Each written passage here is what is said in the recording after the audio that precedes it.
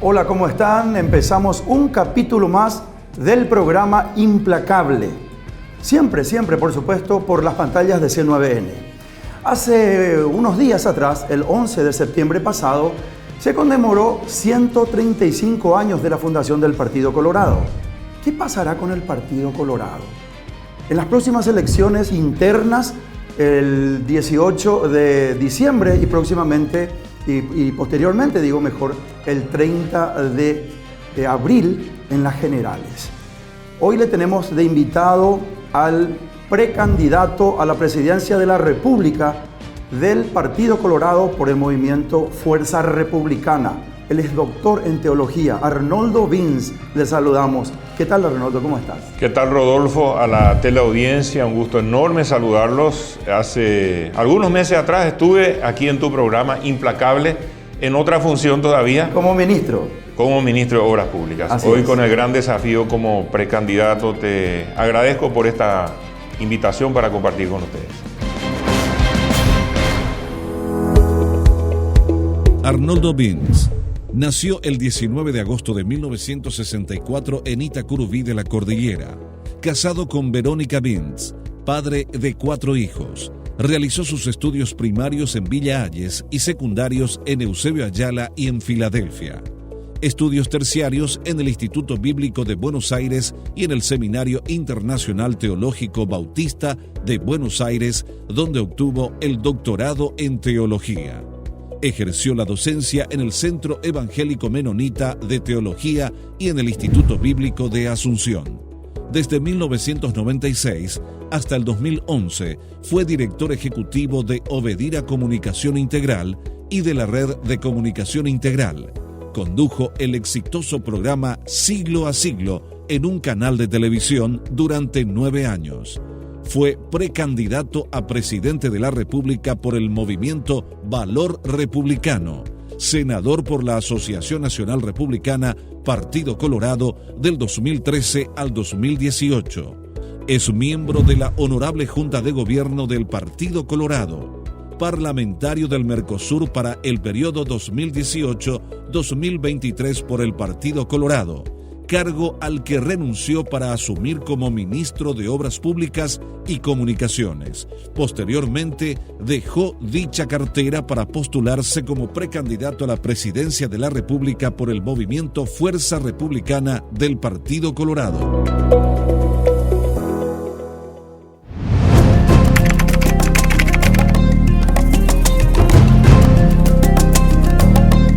Arnoldo, ¿cómo fue el tema de tu designación? ¿Cómo quedaste designado? ¿Siempre estuviste en la preferencia del actual presidente de la República? Posteriormente, todo lo que se sabe, la designación de los Estados Unidos y posteriormente la renuncia como precandidato a presidente del actual vicepresidente Hugo Velázquez. ¿Cómo te eligió el presidente? ¿Fue la cúpula? ¿Fue el movimiento? Si nos contás, por favor. Bueno, estaba yo trabajando a toda máquina como ministro de Obras Públicas, acompañando al equipo del hasta entonces precandidato vicepresidente de la República, Hugo Velázquez. De hecho, me tocó trabajar en Itapúa como delegado y también en Boquerón como delegado. 2 departamentos estaban a mi cargo, toda la conformación del equipo político, las inscripciones. En total, Rodolfo, nuestro movimiento inscribió más de 35.000 candidaturas a nivel nacional. Y bueno, cuando pasó lo que pasó hace pocas semanas atrás, es ahí donde estamos en pleno acto de inauguración de la ruta que es el corredor de exportación entre Natalio, Itapúa y Cedrales, Alto Paraná, una ruta de gran envergadura de 143 kilómetros. Ese viernes a la mañana, al terminar el acto, cerca del mediodía, teníamos un almuerzo político preparado en Mayor Otaño para más de 3.000 personas.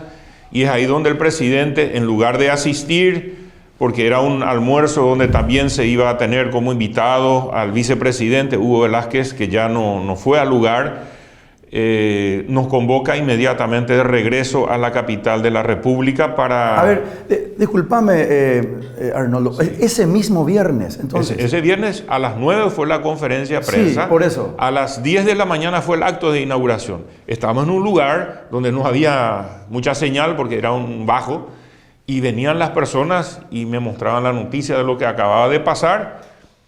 con la cara de circunstancia, nos tocó hacer la inauguración, un acto multitudinario, realmente muy festiva, el ambiente muy festivo por la gratitud de la gente. En esa ruta sacamos del aislamiento a 4 distritos que antes era un terror llegar: Yatetahí, San Rafael del Paraná, Carlos Antonio López, Mayor Otaño, los 4 en el departamento de Itapúa. Y bueno, era un ambiente de fiesta, pero se vio alterado un poco con esas circunstancias. Ahí es donde el presidente nos convoca inmediatamente de retorno. Me meten en el vehículo de vuelta, él viene por avión, yo vengo por tierra de regreso a la capital y bueno, me pide que convoque a mi familia. Y ahí ya tuve el presentimiento que es lo que se viene, ¿verdad? O sea, a ver, para entender, ese mismo viernes, cuando la embajada americana saca el comunicado, ¿verdad? Ese mismo viernes ya te hablan para que estudies la posibilidad de asumir el sitio que estaba dejando el vicepresidente Velázquez. Así mismo es. O sea, viniendo, tenía un interlocutor con el presidente que me iba pasando la información y las consultas. Lo primero fue, como él sabe, el presidente sabe de que yo no tomo las decisiones, en primer lugar, sin consultar con Dios, con el Todopoderoso, a quien me debo. Pido su dirección, su sabiduría día a día. En segundo lugar, con mi familia. Y es así que me pidió que convoque a mi familia para poder analizar esa posibilidad. Y bueno, vienen mis hijos, 2 de ellos están hacia el este, casados ahí, otros están hacia Filadelfia, mi hija vive en Asunción. Vinieron todos para el viernes de noche, sábado, primera hora, debatimos muchas cosas. También me fui a visitar a mi padre, viudo, 84 años, para pedir su consejo, su orientación.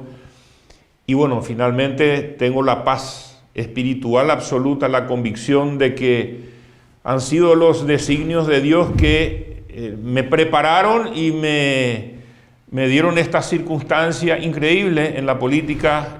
Yo venía trabajando dentro del mismo equipo, convencido y trabajando. Soy una persona que trabaja en equipo junto con el presidente Mario Aldo Benítez, con todos los que integramos esos sueños que tenemos para nuestra república. Y bueno, el sábado me pidieron dar la respuesta sí o no, ponerme a disposición. Pero antes, Arnoldo, te fuiste y le dijiste a tu esposa, hablaste con tus hijos. ¿Qué te dijo tu esposa? ¿Qué le preguntaste a tu esposa específicamente? Y bueno, mi esposa me conoce mejor que nadie, después de más de 30 años de casados. Y somos personas de fe que muchas veces consultamos permanentemente la guía de Dios para estas decisiones. Ella sabe lo que significa este gran desafío. Ella es maestra, Rodolfo, está de cerca con los alumnos, enseña en el primer grado. Entonces, las necesidades que sabemos que tiene nuestra república de personas comprometidas con el servicio, de buscar el bien común y especialmente el bien de los más vulnerables, esa es nuestra impronta, nuestra hoja de ruta. Cuando en el 2011 yo dejé de trabajar en los medios de comunicación como presentador de programas, nuestra vocación fue ingresar a la política para servir. La primera etapa pude servir como senador durante 5 años y luego, bueno, como ministro de Obras Públicas los últimos 4 años en el gabinete del presidente Mario Aldo Benítez. Esa preparación ayudó mucho también a que mi esposa entienda lo que significa ser político activamente, servir a la patria, los sinsabores de la política, pero también esos momentos hermosos, las satisfacciones de poder haber servido a gran parte de la comunidad con, en este caso último como ministro de Obras Públicas, de sacar del aislamiento. Hemos sacado del aislamiento en estos 4 años 37 municipios que no tenían conexión con la carpeta asfáltica, obras de gran envergadura como la conectividad en la región, que ya hablamos aquella vez cuando estaba con ministro. Entonces, los argumentos que eran hasta ese momento el pero, porque uno de los argumentos principales era, ¿cómo yo voy a enfrentar a nuestro propio compañero de equipo, vicepresidente de la República? Sí. No tenía sentido, o sea, yo soy un jugador de equipo y sé entender los tiempos y los momentos. Quiero preguntarte también eso, quiero preguntarte porque me enteré, porque dijiste vos inclusive públicamente que hablaste a solas con Hugo Velázquez. Sí. Pero quiero saber primero, ¿qué te dijo tu esposa? Estoy de acuerdo, voy a pensar, pensemos juntos o adelante directamente, porque se tenía que decidir en ese mismo instante, supongo, ¿verdad? No había mucho tiempo que pensar. Y me dieron prácticamente 12 horas de tiempo para tomar la decisión luego de lograr el consenso. No, obviamente mi esposa, hablando también con nuestros hijos, somos una familia muy unida, comprometida con esta causa y ella obviamente es un momento emocionalmente fuerte porque uno sabe a qué se expone, a qué se enfrenta.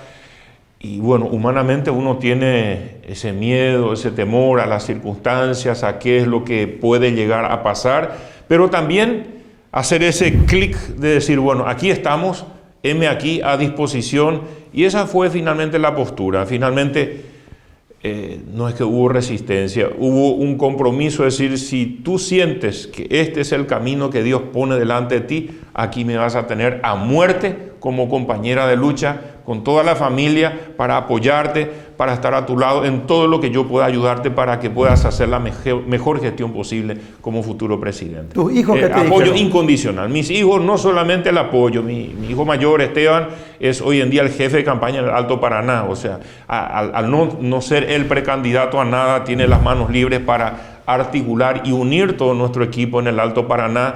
Y bueno, ella fue precandidato a intendente municipal en su momento en Ciudad del Este, tuvo más de 8,000 votos, realmente tiene una base de aceptación muy importante como joven que es, y bueno, tiene la visión que me encanta como padre de un joven visionario, revolucionario, en el sano sentido de la palabra, pues yo entiendo la palabra revolución no como violencia, sino como elemento de cambio que necesitamos. Y nuestra juventud en Paraguay reclama un cambio de figuras diferentes, figuras no manchadas, ¿verdad? Y en ese sentido la esperanza de tener un futuro mejor aquí en el Paraguay.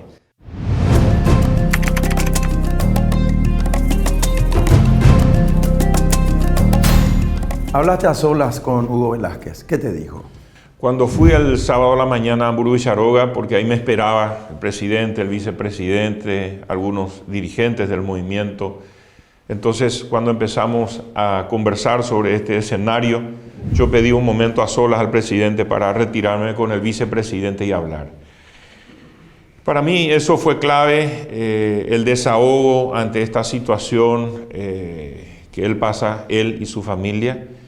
Y bueno, especialmente escuchar de que él solicitaba que yo acepte la sustitución de su precandidatura. ¿Te acuerdas de lo que te dijo Hugo Velázquez? No, que él pidió, yo pido para que vos seas, yo a muerte voy a estar a tu lado, te voy a apoyar. Y eso para mí fue parte elemental en el proceso de decisión de decir, bueno, el mismo afectado por esta circunstancia da un paso al costado y pide que yo sea. Y eso me fortalece muchísimo más, y especialmente con la dirigencia, porque hay que entender muy bien este escenario. Él articuló todo este equipo de trabajo, el cimiento sobre el cual ahora se sustenta mi candidatura es el equipo de trabajo que Hugo Velázquez armó dentro del movimiento Fuerza Republicana.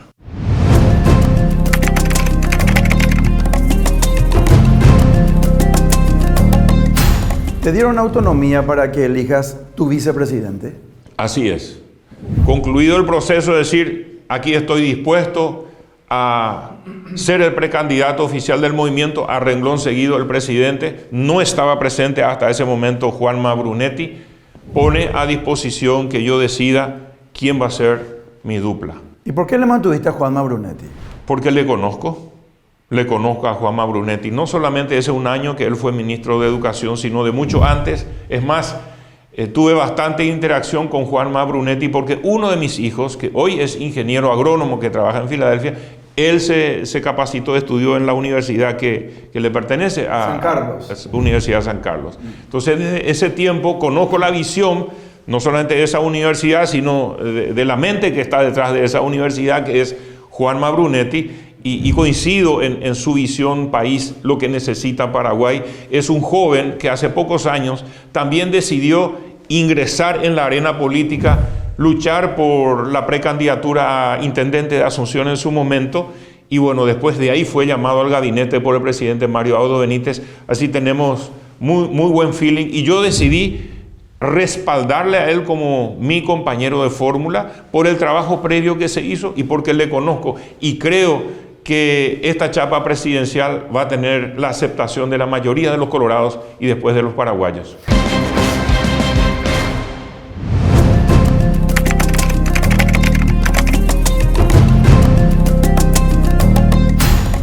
¿Cómo se encuentra hoy Fuerza Republicana? Justamente hablando de eso, Arnoldo, que estás diciendo. ¿Está fortalecido? ¿Cuántas candidaturas inscribió el movimiento? El movimiento Fuerza Republicana inscribió más de 35.000 candidaturas a nivel nacional. A nivel nacional. ¿Y cómo se encuentra hoy Fuerza Republicana? Porque algunos dicen que el que hayas tomado vos la posta trajo mucho más gente, algunos indecisos, gente del Partido Colorado y gente que también está fuera del Partido Colorado se han sumado a Fuerza Republicana por tu figura. Y obviamente escuchamos que en el movimiento de Honor Colorado dicen que está igual, básicamente, o que de repente pudo haber sido inclusive mejor que se haya quedado Velázquez. Bueno, hay muchos análisis que se hacen, no obstante, en primer lugar, Fuerza Republicana se encuentra muy fuerte y muy bien de salud.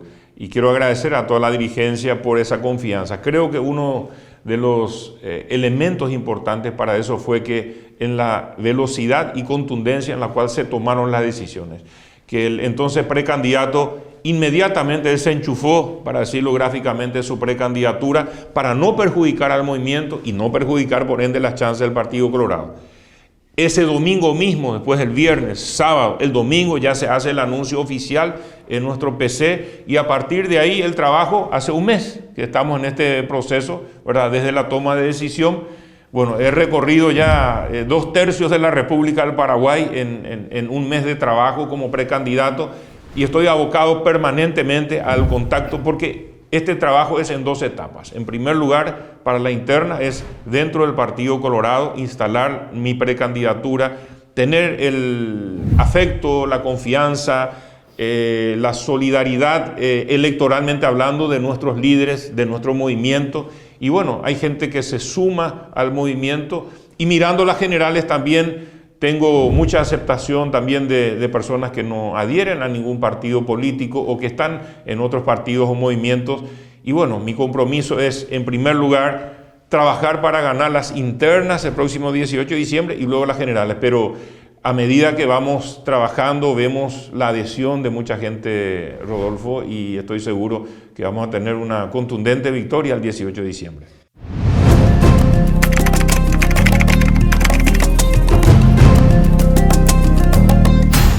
El pasado 11 de septiembre, el Partido Colorado celebró 135 años de su fundación. Sí. Creado en el año 1887 por Bernardino Caballero. ¿Cómo viste los festejos que, por un lado, Honor Colorado y por otro lado, Fuerza Republicana, esa cohesión no existe hoy dentro del Partido Colorado o son cupulitas nomás que de repente van y se hacen fotos y realmente quizás no esté tan disperso el Partido Colorado? Creo que fue también una demostración de fuerzas en un proceso preelectoral como el que vivimos, ¿verdad? En el sentido de cada uno mostrar aquí estamos.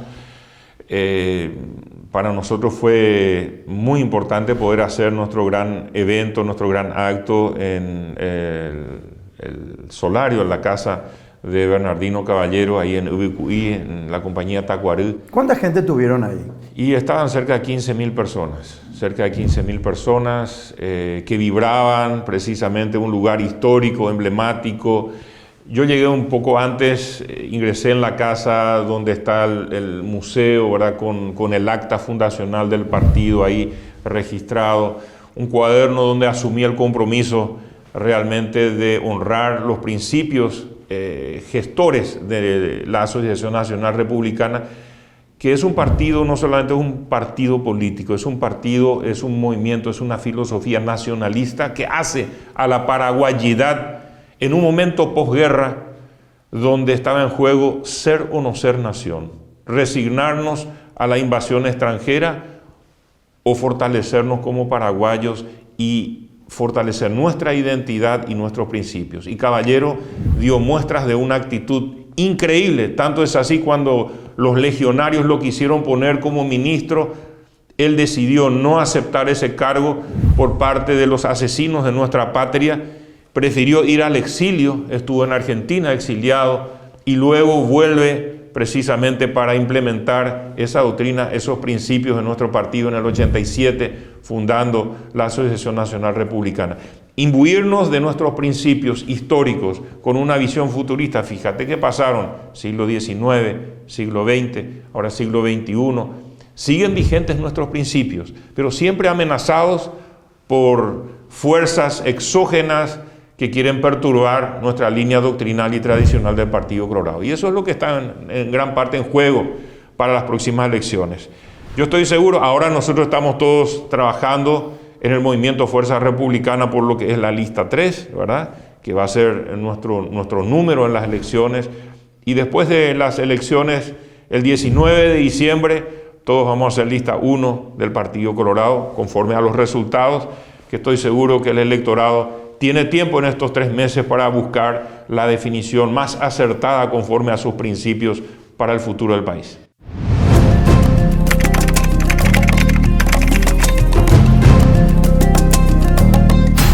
Hablas de la doctrina del Partido Colorado y te escuché decir a vos, al presidente de la República también, Mario Odo Benítez, que Horacio Cartes no es colorado, que la primera vez que votó votó por sí mismo. Votó por sí mismo, que nunca estuvo afiliado al Partido Colorado. Se afilió para, dicen, alquilar el Partido Colorado y ungirse posteriormente como presidente de la República.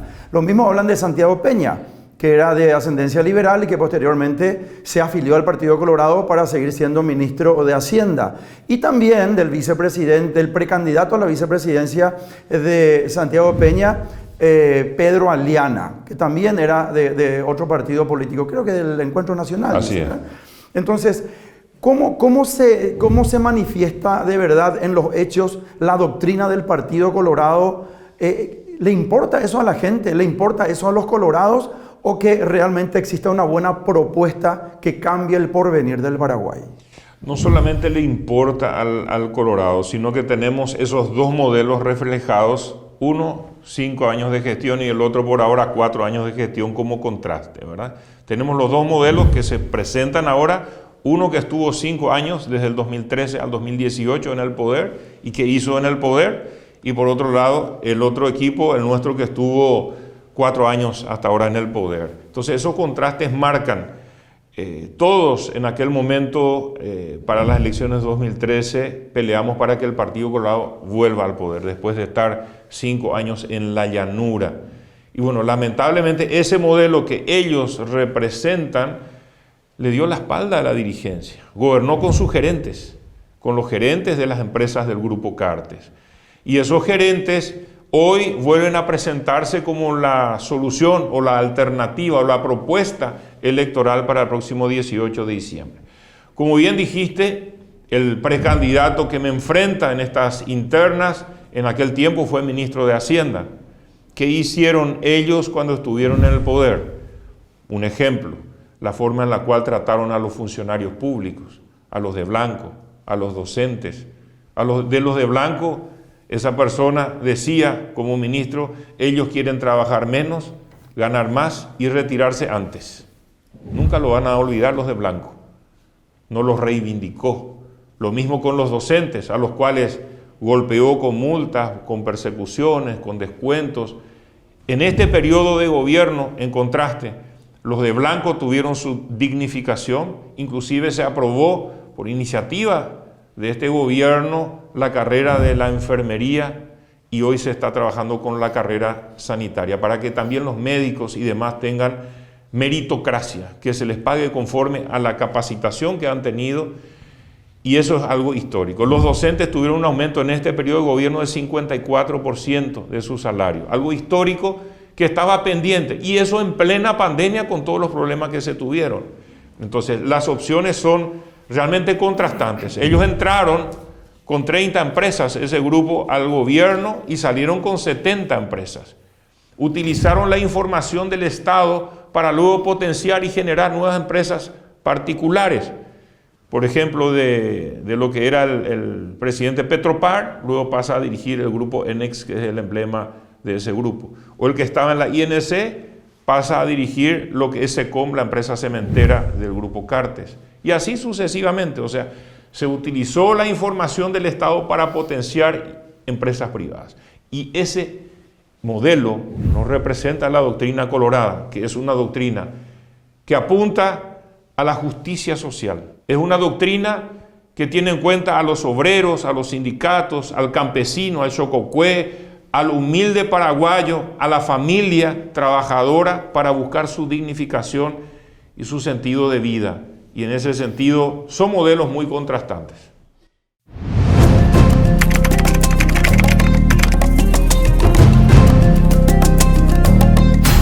¿Qué injerencia puede tener el comunicado del gobierno de los Estados Unidos mediante su embajador de significativamente corruptos? A Horacio Cartes, por un lado, y a Hugo Velázquez, por el otro lado. ¿Qué injerencia puede tener eso en el electorado? Con una diferencia tenemos que decir, que Hugo Velázquez renunció a la precandidatura como presidente, sin embargo, Horacio Cartes permanece como candidato a la Asociación Nacional Republicana Partido Colorado. ¿Puede tener una injerencia eso en el electorado, Arnoldo? Claro, no solamente en el electorado. De hecho, estoy sentado aquí como precandidato consecuencia de la decisión que tomó uno de los dos designados. El de nuestro movimiento creo que tomó la decisión correcta. Ante la duda, bueno, no perjudicar al movimiento, no perjudicar al Partido Colorado, porque si el Partido Colorado no tiene fuerzas internas, va a ir muy desgastado y disminuido de chance para las generales de abril del año que viene. Así funciona la política en nuestro país. El otro movimiento, no obstante, no ha tomado la misma decisión. Desde nuestro sector se asumió de que no podemos ir a una candidatura con un pero de ese tipo, con una significación o una señalización de esta forma. Y creo que van a pasar muchas cosas más todavía, pero el electorado quiere saber quiénes van a ser sus dirigentes, de qué perfil son los que van a manejar. Y estos 4 años que estuvimos con el presidente Mario Abdo Benítez, el Partido Colorado estuvo secuestrado. Yo soy miembro de la Junta actual, ¿verdad? Hace 7 años y casi de balde, porque no fuimos convocados, no se debaten en el seno del partido las decisiones o las políticas que debe seguir el presidente que está en representación del Partido Colorado. Es como que desde el principio ese otro grupo de nuestro partido no se dedicó a ayudarle al presidente a aglutinar las fuerzas, a orientar la línea de gobierno desde el Partido Colorado. Desde un principio las amenazas de juicios políticos, tiroteando en contra todo el tiempo, o sea, la Casa del Partido Colorado no ha colaborado con propuestas genuinas de mejoramiento de la situación del país desde el seno del partido, que es su rol. Por eso nuestro presidente de la República bajó a la cancha para enfrentar ese otro modelo que representa Horacio Cartes, un partido secuestrado como si fuera una sucursal más de alguna empresa, callado y mudo.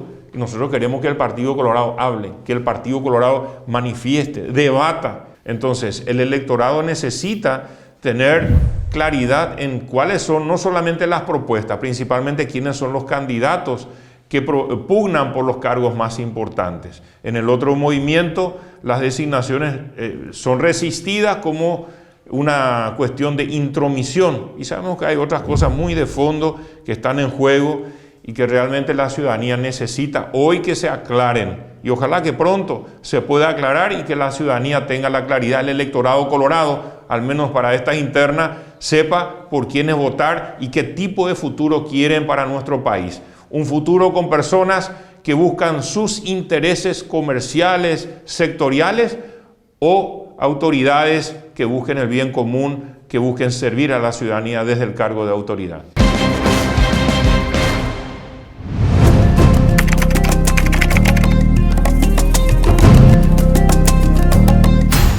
En el Senado de la Nación, el senador Juan Carlos Galaverna presentó un proyecto de declaración acerca de la intromisión de los Estados Unidos en el Paraguay mediante la embajada.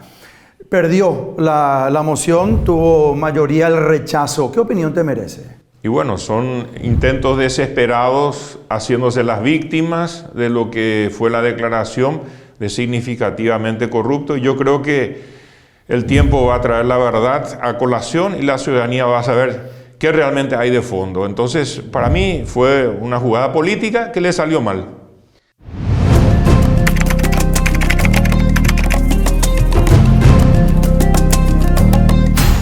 Mario Odo Benítez, actual presidente de la República, dijo en unas declaraciones, hablando en un discurso político, que el gobierno anterior, el de Horacio Cartes, fue el gobierno que más dinero lavó dentro de la República del Paraguay.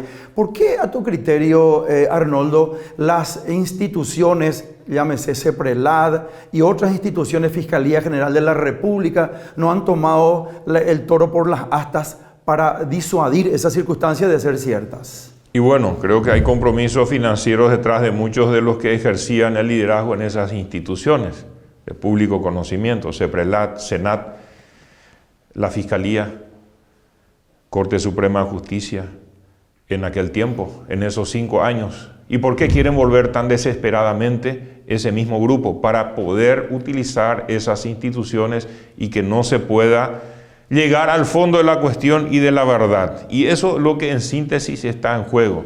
Este país va a ser un país donde continúe la impunidad y algunos con dinero, con plata puedan manejar esas instituciones y sus intereses, o este país es un país donde vamos a enfrentar de frente a ese tipo de corrupción.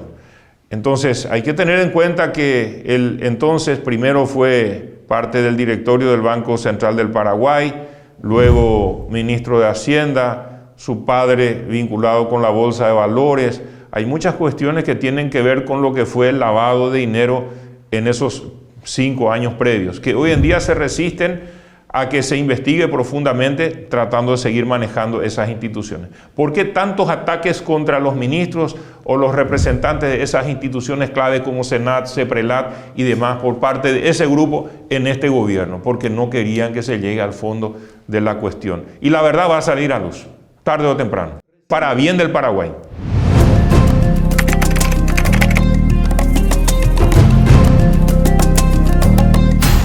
Recién dijiste, el 19 de diciembre vamos a estar todos unidos. Así, lista 1. Lista 1, pero yo me pongo a pensar, Arnoldo, ¿evalúan ustedes dentro de la cúpula de Fuerza Republicana? ¿Se hará lo mismo dentro de la cúpula de Honor Colorado?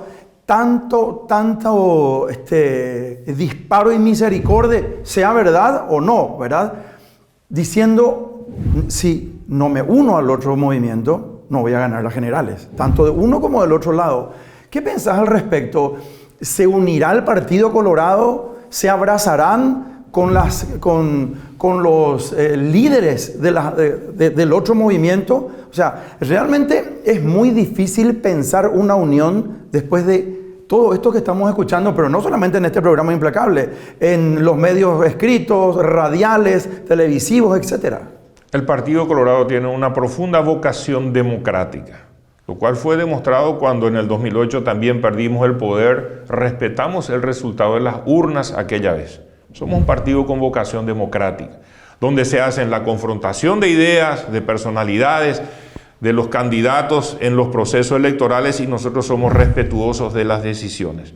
Queremos que el 18 de diciembre se imponga nuestra candidatura por la fuerza del voto popular y que se respete esa decisión de la ciudadanía. Y estoy seguro que los buenos colorados, abrazados, ¿qué es lo que nos une, Rodolfo? Lo que nos une es nuestra doctrina colorada, nuestra visión desde el Partido Colorado, lo que queremos hacer. Y respetamos los resultados de las urnas que van a poner los candidatos a gobernadores, los candidatos a diputados, a senadores, ni qué decir los candidatos a presidente de la República, a presidente de la Junta de Gobierno.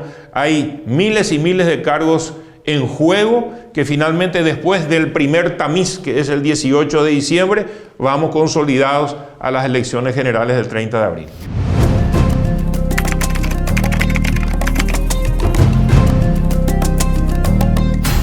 No tengo ninguna duda que nuestra gran teleaudiencia de Implacable se preguntará, ¿qué hará Arnoldo Vins si es presidente de la República? Y yo quiero trasladarte esa pregunta.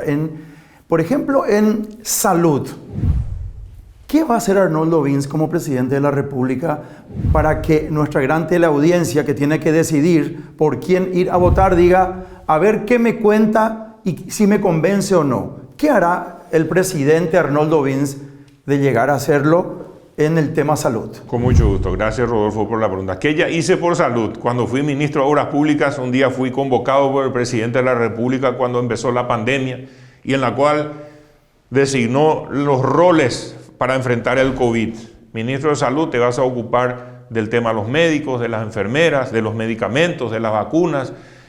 Y ministro de Obras Públicas, te vas a dedicar a ayudarle en la infraestructura urgente para hacer los hospitales modulares, etc. Nos dio tiempo de un mes para tener las instalaciones preparadas, especialmente en INERAM y en el Hospital Nacional de Itagua. A partir de ahí hemos trabajado y hemos generado más de 20 hospitales modulares o centros modulares de atención para el COVID en toda la República, no solamente en Capital y en Central.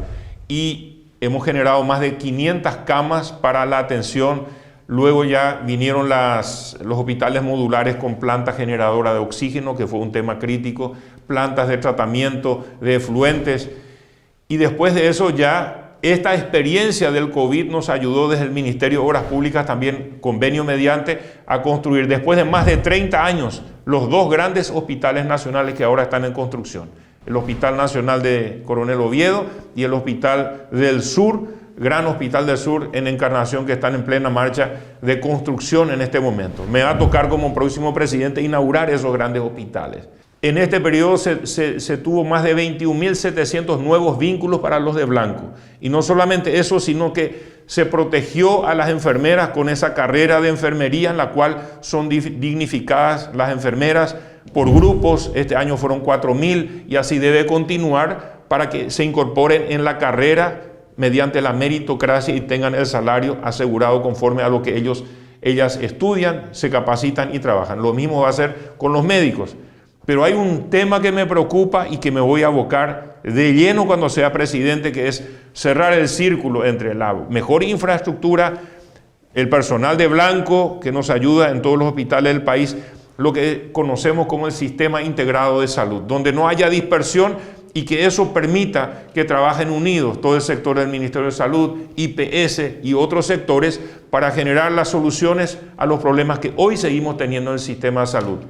En muchos lugares faltan medicamentos, la gente haciendo fila en el sol muchas veces para sacar su turno, para que después le digan no hay turno para hacer tu estudio especializado o no hay medicamento para en este momento ayudarte ante tu situación. Eso se debe acabar. La salud debe ser de acceso gratuito para toda la población, no importando si tiene un seguro médico o no. La salud es constitucionalmente un derecho de todos los habitantes de la República del Paraguay.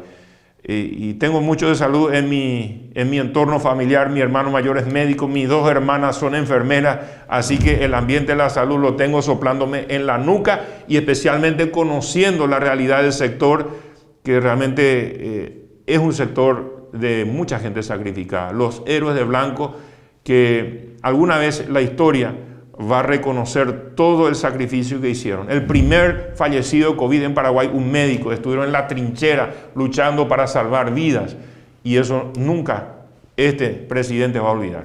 Vos sabés, Arnoldo, cuántos votos te podés ganar si tu equipo hace un master plan de realmente lo que se puede hacer y coordinar con el Instituto de Previsión Social IPS. Esa gente que a las 3:30, 4 de la mañana va a sacar un turno y se retira a veces a las 15 y 16 horas sin ser atendida, sin ser atendido.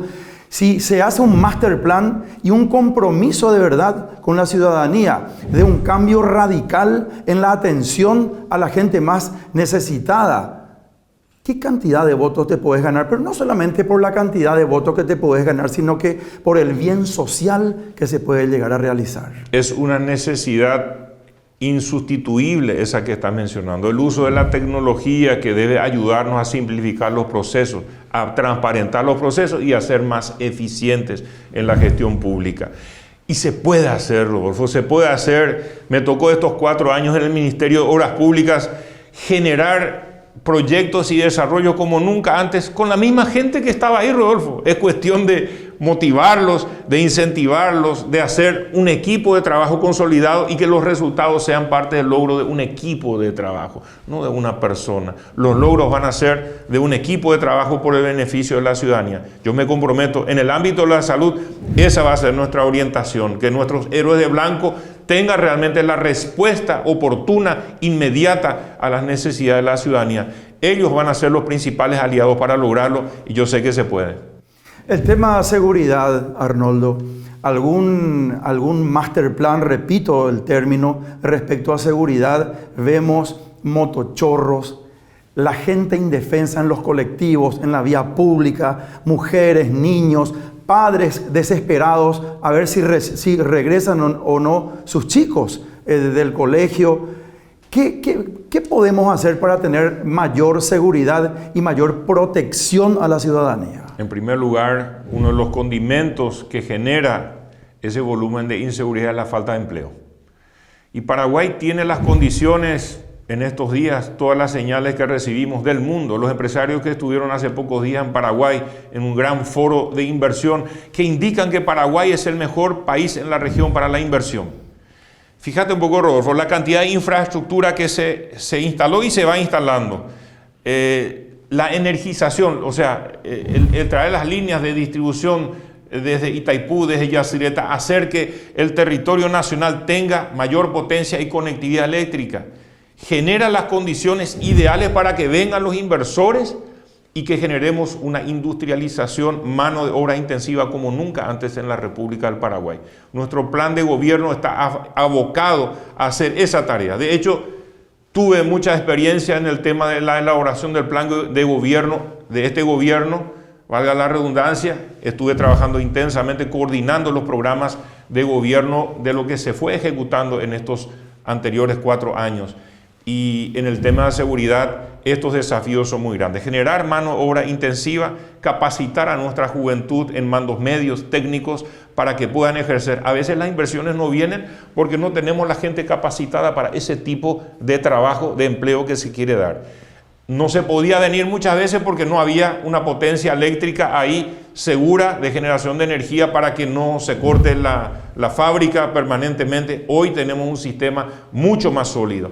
La conectividad, las rutas. Una vez, siendo senador, un empresario internacional me dijo, si ustedes no solucionan el problema del tiempo de duración entre Asunción y Ciudad del Este, que tardan hoy 6 horas en llegar, ustedes no van a poder recibir grandes inversiones.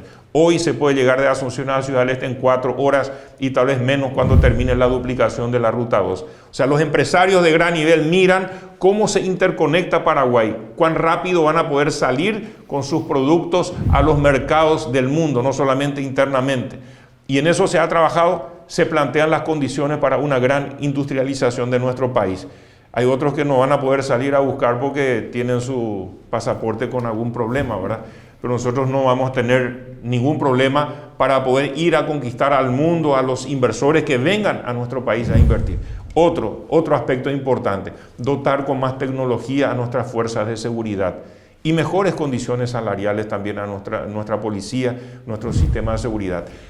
Dotarle a nuestros linces de más capacidad operativa. Tuvimos mucho éxito donde ellos están activos, disminuye inmediatamente ese tipo de inseguridad ciudadana que uno vive en las calles, en la capital, en Central especialmente, en los colectivos. Entonces, ese es otro tema. Y otra cuestión tal vez mucho más de fondo y más compleja. La violencia en la familia, la violencia que luego se traslada a las calles, es realmente una cuestión muy dramática. Yo soy una persona de familia y voy a dedicarme también a través de acciones estratégicas desde el gobierno a trabajar para fortalecer el vínculo familiar, mejorar la calidad de vida de la familia, la relación del esposo con la esposa, de los padres con sus hijos, del tejido social. Eso ayuda en la educación y ayuda especialmente en disminuir la violencia en nuestras familias y en nuestra ciudadanía. Vivimos como que todos peleados entre nosotros, Rodolfo. Anda y gusto, o sea, el paraguayo no era así. Nosotros éramos personas buenas, nobles, personas que soñábamos juntos con esa república grande de Paraguay, un país noble, y esa va a ser nuestra impronta, volver a mejorar nuestra autoestima entre paraguayos, fortalecer desde el Estado, darle las condiciones a papá y mamá. Muchas veces mamá tiene que salir a trabajar y no sabe dónde dejar su bebé de 1 año o de 3 meses. ¿Con quién le puedo dejar? No está la abuela, a veces no está la tía, no está en condiciones, y ahí muchas veces pasan cosas desagradables. Desde el Estado vamos a acompañar desde el embarazo de la mujer para que ese niño, esa niña que va a nacer tenga todas las condiciones de salubridad, tenga las condiciones de estimulación temprana y la contención para que papá y mamá puedan salir a trabajar y rendir con tranquilidad.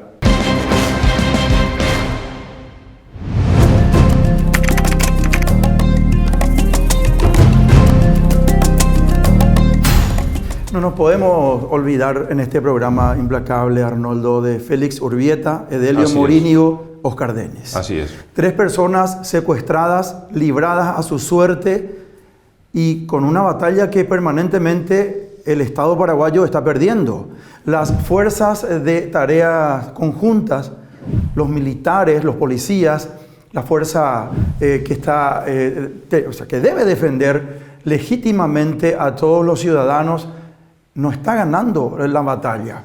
¿Qué pasa con eso? ¿Qué vas a hacer como presidente de la República? También tenemos que decir, Arnoldo, que es un tema social. Es un tema social. Es un tema social, especialmente. Absolutamente, porque la gente delinque porque no tiene otra forma de subsistir. Lastimosamente es la cruda realidad.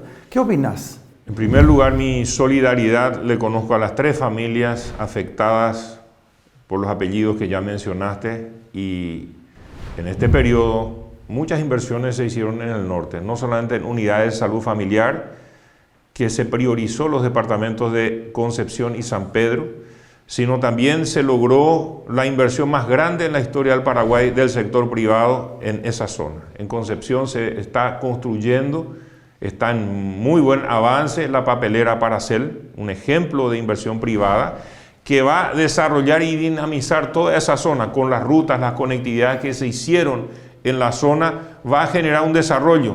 Y los mismos integrantes de la Fuerza de Tarea Conjunta me mencionaron cuánto mejor pueden hacer su trabajo mediante esa conectividad, esas rutas asfaltadas, esas unidades de salud familiar. Falta mucho por hacer en ese tema, Rodolfo, pero la ausencia del Estado por tantas décadas hicieron que esos extensos territorios fueran prácticamente territorio de nadie, donde estos grupos terroristas, subversivos, violentos, que no respetan ni a sus propios parientes, como hemos visto en muchas oportunidades, y no respetan tampoco a los más humildes. No es una lucha de clases sociales, sino que es una lucha para perjudicar al entorno. Hoy se ven muy desplazados en su fuerza, no pudieron cumplir su manual que estaba establecido cómo iban a crecer, como lo hicieron en otros países. Aquí las acciones del Estado han permitido disminuir en su efectividad y Dios mediante, trabajando con mucha fortaleza, fortaleciendo las instituciones de seguridad, desarrollando esa zona del país, Dios quiera que podamos erradicar totalmente ese cáncer que se tiene todavía en el norte. Algunos nódulos todavía existen, pero ya con una fuerza, no con una fuerza de combate como tenían anteriormente. Brevemente tocamos salud, tocamos seguridad, bueno, y hablemos de la educación. ¿Qué tiene previsto de ser ungido como presidente de la República Arnoldo Vins?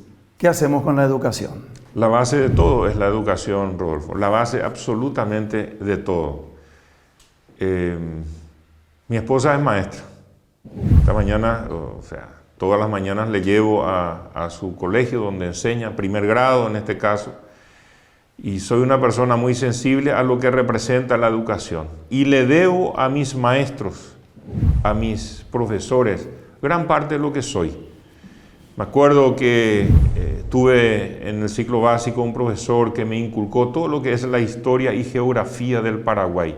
Y son cuestiones que nunca me abandonaron, al contrario, me motivaron a fortalecer esa parte de mi vida, de amar nuestra historia, de reconocer el sacrificio heroico que dieron nuestros antepasados para defender nuestra soberanía sobre el territorio nacional en la Guerra Grande o en la Guerra del Chaco. En ese sentido, la educación, nosotros queremos trabajar más de cerca con la familia. Se ha demostrado, Rodolfo, que cuando la familia se involucra en la educación, el niño rinde 30% más. 30% más. No hay forma de sustituir, si queremos un sano desarrollo de nuestros hijos, la presencia de la familia en la educación. Yo soy una persona que va a defender la vida desde su concepción. Soy una persona que va a defender la familia como el núcleo central de nuestra sociedad, de nuestra comunidad. Y desde la educación, con el programa de transformación educativa que se va a concluir en este periodo de gobierno, se va a definir justamente los ejes principales, el marco dentro del cual se va a orientar por los próximos años la educación. Yo quiero trabajar muy de cerca con el sector docente. Yo sé que hay una gran mayoría que lo son por vocación. Yo también fui docente terciario por muchos años, entonces lo siento en carne propia. Lo mismo mi compañero de chapa presidencial, Juanma Brunetti, que también ha estado no solamente como ministro de Educación, sino como docente, trabajando en el área de capacitación. Yo quiero que los chicos, los jóvenes adolescentes, cuando salgan del colegio, salgan ya con una capacitación laboral. Los últimos 3 años en la educación media tienen que tener mayor incidencia el ámbito laboral. Porque al salir, muchas veces, al no tener un trabajo, una capacidad laboral que hacer, dependen absolutamente que sus padres o alguna institución les dé una beca para poder seguir estudiando. Mientras que si pueden salir ya con un oficio, con una profesión, muchas veces ya pueden ellos mismos costear su propio gasto para seguir capacitándose. Y de hecho, al trabajar ya en algo, van a saber si les gusta esa profesión, ese trabajo, o tienen que ajustar algunas cuestiones. No siempre cuando uno empieza a estudiar una carrera ya sabe si va a ser veterinario o va a ser médico, sino que a veces uno estudia medio año, un año y dice, la pintacoanda, ese es buena, ¿verdad? Y cambia de orientación porque en la vida así vamos ajustando nuestra forma de capacitación hasta que encontramos lo que realmente queremos aportar en nuestra sociedad. La educación va a ser la base de nuestra propuesta política de gobierno con principios en los valores que nosotros propugnamos como paraguayos. Y eso quiero darles la garantía a la gente que nosotros queremos empezar más temprano con los niños, atenderles ya en primera infancia, uno para que papá y mamá puedan estar más tranquilos y esos 1000 primeros días que tienen los niños, ahí ya trabajar para que tengan seguridad alimentaria, que tengan todas las condiciones como estimulación temprana para que después, cuando entren en aula propiamente dicho, sea todo más fácil, todo mejor. Convengamos, Arnoldo, que el presidente de la República debe ser un buen gerenciador por sobre todo. Al ser un buen gerenciador, quiere saber la gente, el común denominador, nosotros, ¿a quién Arnoldo Vins le va a designar como ministros, presidente de entes, etcétera? ¿Serán políticos? ¿Serán técnicos? ¿Qué va a tener en cuenta? Yo en primer lugar quiero decirte que me tocó durante 4 años ser ministro de Obras Públicas, en el cual tuve que tomar decisiones con qué equipo acompañar y los resultados están a la vista, ¿verdad? Los resultados están a la vista. Es importante lo que estás mencionando. ¿Qué hace cuando tienen la lapicera y toman las decisiones? ¿Quiénes lo van a acompañar? Y yo creo que hay una combinación muy importante que hacer en las instituciones. En primer lugar, yo provengo de un partido político y me debo a la dirigencia del partido que me da su confianza como futuro presidente de la República y me debo a la dirigencia. Y nosotros tenemos excelentes, no solamente políticos, sino excelentes técnicos. Hay muchos mandos superiores que deben ser mandos políticos, que obedezcan, y por eso para nosotros es importante que el actual presidente Mario Abdo Benítez sea presidente de la Junta de Gobierno para que nuestro partido tenga criterios claros y apoye la gestión del Ejecutivo desde el partido planteando las ideas, las propuestas, haciendo los debates temáticos y eso trasladar al Ejecutivo para que se pueda cumplir conforme a la línea del partido. Tenemos excelentes políticos y tenemos excelentes técnicos que nos van a acompañar en la gestión de gobierno. ¿Qué rol va a jugar la mujer en tu gabinete? El rol que le di en el Ministerio de Obras Públicas. Les puse a varias mujeres por primera vez en la historia en direcciones claves y, por ejemplo, en supervisión de obras y dieron el mejor resultado. Realmente las mujeres son muy leales, muy comprometidas, tienen un sentimiento muy fuerte para con la necesidad, son muy solidarias, y eso es lo que necesitamos.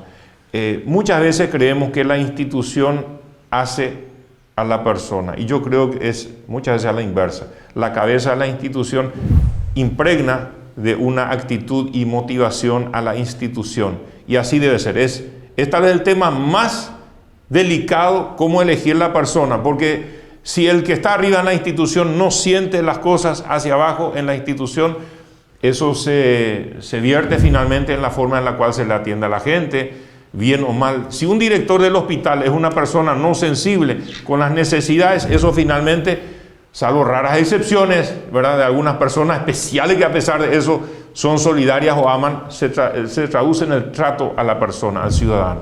Nosotros tenemos que tener personas altamente solidarias, sensibles, comprometidas con la causa que nos lleva a la presidencia. ¿Por qué a toda máquina? ¿Cuál es el porqué del eslogan a toda máquina? Lo sentimos así. Esa fue mi forma de trabajar estos 4 años sin descanso, desde temprano hasta tarde, porque las necesidades de nuestra sociedad son muchas y requieren de soluciones rápidas, inmediatas.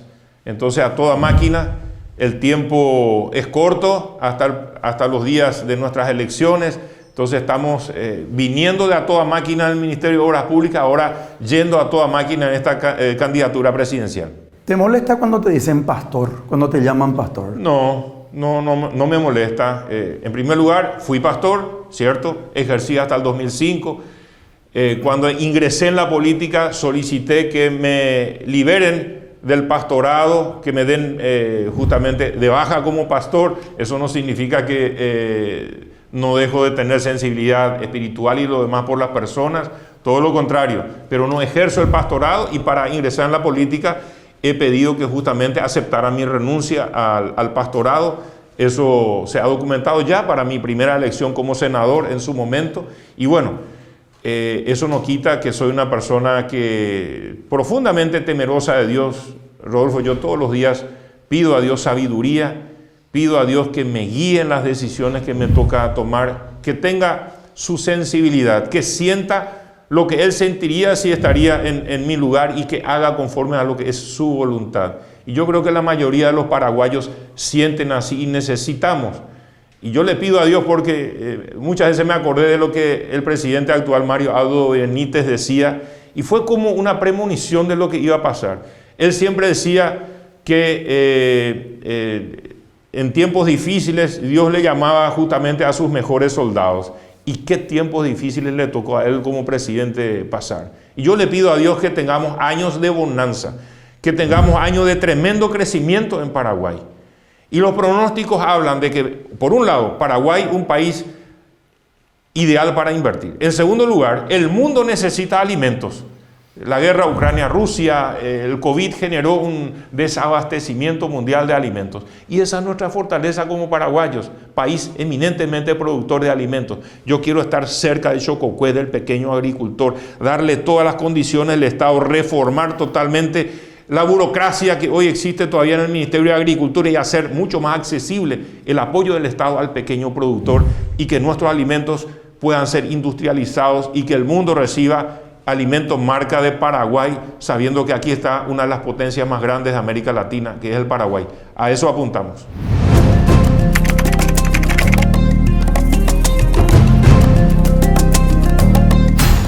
Casi ya finalizando el programa, tenemos un tiempo ya muy cortito.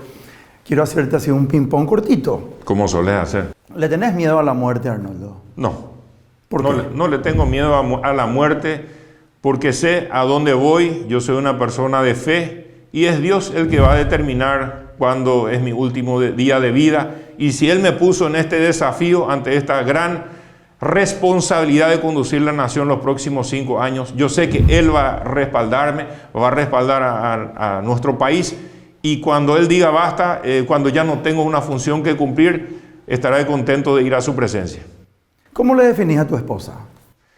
Una mujer leal, valiente, fiel, trabajadora, humilde, y que ama de corazón a la familia y a nuestro país. ¿Qué te gustaría que diga en tu lápida? un hombre que sirvió a la patria. Antes de hacerte la última pregunta, quiero saber cómo te sentiste en el programa Implacable hoy como invitado, ya como precandidato a presidente de la República. Implacablemente bien. Así me sentí. Me sentí como en mi casa. Gracias, Rodolfo, por esta oportunidad. Y no puedo dejar de hacer la última pregunta de rigor. ¿Quién es Arnoldo Vince? Es un servidor público que quiero estos próximos 5 años como presidente de la República, si ustedes me dan esa confianza, servir al país con lo mejor que puedo de la mano de todos ustedes. Muchas gracias por tu presencia. Gracias, Rodolfo. Hasta pronto. Así cerramos un capítulo más del programa Implacable, hoy con la presencia de Arnoldo Vince, precandidato a presidente de la República del Partido Colorado por el Movimiento Fuerza Republicana. Quédense prendidos a las pantallas de C9N, ya se viene Querer es Poder con Ismael Cala. Si tenés sueños, lucha por ellos. Tarde o temprano, todo se cumple. Chao.